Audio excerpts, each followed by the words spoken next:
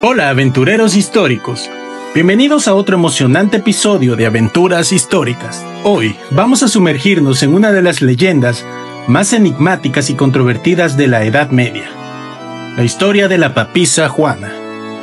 ¿Es posible que una mujer se haya convertido en papa en una época dominada por hombres? ¿Es un mito o una realidad oculta por los siglos? Prepárense para descubrir los secretos, debates y misterios que rodean a esta fascinante figura. Vamos a comenzar este increíble viaje en el tiempo. Pero antes, asegúrate de suscribirte a este canal. De esta manera no te perderás nuestros próximos videos.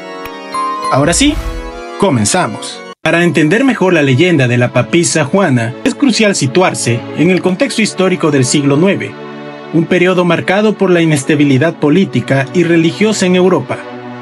Este siglo vio la fragmentación del Imperio Carolingio, tras la muerte de Carlomagno, y la constante amenaza de invasiones por parte de vikingos, sarracenos y magiares.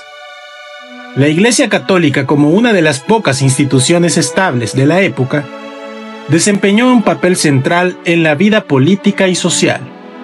Los papas eran figuras de gran influencia, no solo en asuntos religiosos, también en cuestiones políticas. Las luchas por el poder dentro de la Iglesia eran comunes, y el papado en sí era frecuentemente objeto de disputas y manipulaciones. La leyenda describe a Juana como una niña excepcionalmente inteligente y curiosa. Nacida en Ingelheim am Rhein, cerca de Maguncia, en Alemania, en una época en que la educación formal era accesible principalmente para los hombres, Juana se las ingenió para recibir una educación extensa y profunda. Según la leyenda, sus padres, conscientes de su talento, la disfrazaron de niño para que pudiera asistir a una escuela catedralicia. En su juventud, Juana estudió en Atenas, uno de los centros de aprendizaje más importantes de la época. Aunque históricamente esto es improbable, debido a que Atenas había perdido su importancia académica tras la caída del Imperio Romano. Sin embargo, la inclusión de Atenas en la leyenda subraya la búsqueda incansable de conocimiento de Juana. Después de completar sus estudios, Juana viajó a Roma, disfrazada de hombre y utilizando el nombre de Johannes Anglicus. Roma, como centro de la cristiandad, era un hervidero de actividad intelectual y religiosa. Juana, con su vasto conocimiento en teología y filosofía, rápidamente ganó una reputación formidable. Su ascenso en la jerarquía eclesiástica fue meteórico. Primero se convirtió en monje, luego en sacerdote y finalmente en cardenal. Su habilidad para resolver disputas teológicas y su dedicación a la vida religiosa la hicieron muy respetada entre sus pares. La falta de escrutinio respecto a su verdadera identidad puede explicarse por la credibilidad y el respeto que había ganado, lo que habría hecho impensable cuestionar su género. Tras la muerte del Papa León IV, Juana fue elegida papa por unanimidad, asumiendo el nombre de Juan VIII. Su papado, que algunos relatos ubican alrededor de los años 855 a 858 después de Cristo, es descrito como uno de los más eruditos y justos. Implementó reformas significativas y se ganó la admiración tanto del clero como de los laicos. Bajo su liderazgo, la Iglesia se enfocó en temas de moralidad, administración justa y la expansión del conocimiento. Juana promovió la educación y el estudio de las ciencias, y se dice que apoyó la creación de bibliotecas y centros de estudios en Roma. Su habilidad para navegar las complejidades políticas y eclesiásticas de la época solo incrementó su estatura como líder. El momento más dramático de la leyenda es la revelación del género de Juana. Se dice que quedó embarazada de uno de sus ayudantes más cercanos, lo que inevitablemente llevó a su descubrimiento. Durante una procesión entre la Basílica de San Pedro y el Laterano, Juana dio a luz en plena calle. El lugar exacto de este evento, según la leyenda, está en una calle estrecha entre el Coliseo y la iglesia de San Clemente. Tras el escándalo, las versiones de su destino varían. Algunos dicen que fue apedrada hasta la muerte por la multitud enfurecida, mientras que otros sugieren que fue encarcelada y vivió el resto de sus días en reclusión. La falta de evidencia contemporánea y las numerosas contradicciones en los relatos han llevado a muchos historiadores a dudar de la existencia de la papisa Juana. No hay registros papales que mencionen a Juana, y los documentos oficiales de la Iglesia no la reconocen. Sin embargo, los defensores de su existencia argumentan que la Iglesia pudo haber borrado deliberadamente todos los registros para proteger su reputación. Apuntan a crónicas medievales y a relatos de viajeros que mencionan a una mujer papa, así como a la existencia de bustos y estatuas que podrían representar a Juana. Un ejemplo notable es una estatua en la Catedral de Siena, que algunos creen que representa a Juana.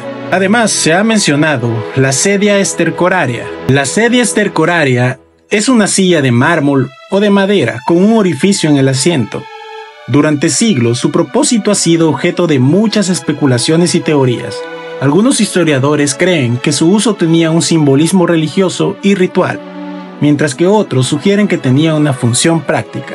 Una interpretación común es que la silla representaba la humildad y la mortalidad del Papa.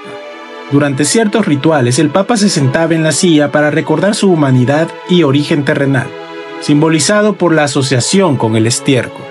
Otra teoría más popular, aunque menos documentada, es que la silla se utilizaba para confirmar el género del nuevo Papa. Según esta versión, tras la elección papal, el Papa recién elegido se sentaba en la sedia stercoraria y su diácono verificaba visualmente su género para asegurar que era hombre.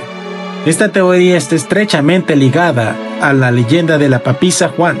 Otras interpretaciones menos aceptadas sugieren que la silla simbolizaba la pureza y la capacidad del Papa para dar vida espiritual a la Iglesia, aunque esta teoría no tiene mucho apoyo histórico. El uso de la sedia stercoraria y las ceremonias asociadas han caído en desuso y no se practican en la Iglesia Católica moderna. La mayoría de las referencias a la silla y sus usos provienen de crónicas medievales y no están respaldadas por pruebas concluyentes. Hoy en día, la sedia stercoraria es más un tema de interés histórico y especulativo que una práctica reconocida por la Iglesia. Aunque el propósito exacto de la sedia stercoraria sigue siendo un misterio, su asociación con la leyenda de la papisa Juana ha contribuido a mantener viva esta fascinante parte de la historia eclesiástica. La silla sigue siendo un símbolo de las complejidades y secretos del pasado papal, invitando a la reflexión y el debate sobre las tradiciones y ceremonias extrañas de la Iglesia.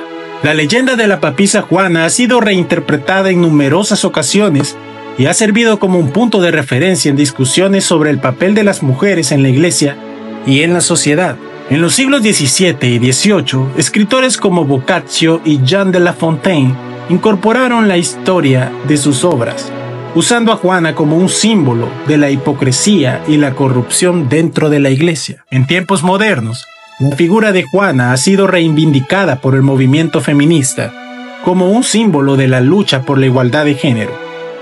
Su historia se ha utilizado para ilustrar la capacidad de las mujeres para asumir roles de liderazgo y desafiar las normas sociales restrictivas. La historia de la papisa Juana ha inspirado numerosas obras literarias, películas y estudios académicos. Novelas como Pop Joan y películas como La papisa de Song Wortman han capturado la imaginación del público y han presentado diversas interpretaciones de su vida y legado. Estas representaciones han contribuido a mantener viva la leyenda y a fomentar un debate continuo sobre su veracidad y significado. La fascinación con Juana también refleja un interés más amplio en historias que desafían las narrativas tradicionales y exploran temas de género, poder y autoridad. La historia de la papisa Juana puede verse como una reflexión de las tensiones y contradicciones en la sociedad medieval. Por un lado, la Iglesia era una institución profundamente patriarcal, con roles claramente definidos para hombres y mujeres. Por otro lado, la figura de Juana sugiere una subversión de estas normas, una transgresión que desafía las convenciones establecidas. El hecho de que la leyenda haya perdurado durante siglos sugiere que toca aspectos fundamentales de la experiencia humana y social. La fascinación con Juana puede interpretarse como una expresión de deseos y temores relacionados con el género y el poder. La posibilidad de una mujer que pueda llegar a ser papa desafía no solo la estructura eclesiástica, sino también las percepciones sobre las capacidades y roles de las mujeres. La leyenda de la papisa Juana, real o ficticia, sigue siendo una narración poderosa y evocadora. Representa la lucha por el conocimiento y el reconocimiento en una sociedad que muchas veces niega estos derechos a las mujeres. Su historia plantea preguntas importantes sobre la naturaleza del poder, la verdad y la justicia, y sigue inspirando a aquellos que buscan desafiar las barreras impuestas por la sociedad. A través de los siglos, Juana se ha convertido en un símbolo de resistencia y valentía, una figura que, aunque envuelta en la controversia, continúa resonando en el imaginario colectivo. Su legado, ya sea como mito o como realidad histórica, nos invita a reflexionar sobre los límites del conocimiento y las posibilidades del cambio social. En resumen, la leyenda de la papisa Juana es una historia rica en detalles y significados. A través de su narrativa se nos ofrece una ventana al pasado y una plataforma para explorar cuestiones contemporáneas de género y poder. Aunque su existencia pueda seguir siendo un misterio, la influencia de su historia es innegable y perdurable. Y así concluye nuestro viaje a través de la intrigante leyenda de la papisa Juana. ¿Qué piensan ustedes, aventureros? ¿Fue Juana una figura real o solo un mito nacido de la imaginación medieval? Dejen sus comentarios abajo y díganos qué otras historias les gustaría explorar en futuros episodios. No olviden darle me gusta al video, suscribirse al canal y activar la campanita para no perderse ninguna de nuestras aventuras históricas. Gracias por acompañarnos y nos vemos en el próximo episodio de Aventuras Históricas. Hasta la próxima.